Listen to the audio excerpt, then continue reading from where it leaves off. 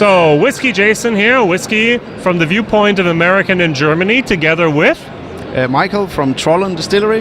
Trolden Distillery, that is Danish whiskey. And I'm very, very privileged to have the possibility to interview you. Please tell me why and how did you start distilling whiskey?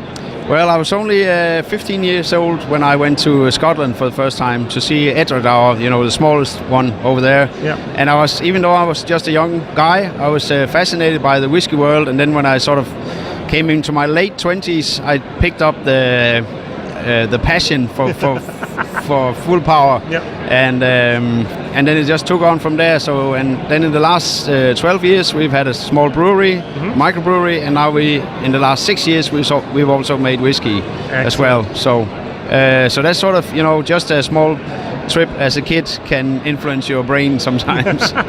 Wow, imagine what happens with all those people on vacation in Scotland now. Yes. You have a few different products. Could you explain what's on the market right now? From our products? Yes, please. Yes, absolutely. We've just had our fourth bottling out now. We were very fortunate that Jim Murray gave our third bottling 94 points. Yes. So and the fourth one is even better. So let's see what he says next year. And then we have some other things that we do as well, some gin, and we have a few bottles of rum.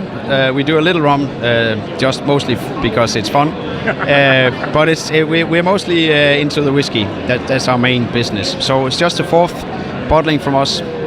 And are there any differences between the bottlings, or is it just every year the same, but just a little bit better? Oh yeah, they're from different casks because they're all single casks as well. So we only have about 65 liters of new make every time we make a batch. Okay, so it's a really small distillery. So when we, take the cap off a cask, it's just a small portion. Good. So very few bottles this year as well. Okay, very good. And what will happen in the future? We are planning to make more and more whiskey because the trend is going up. Yeah. Also in Denmark, and we had one colleague at Danish Whisky who had some success, and that means the world are looking at. Yes.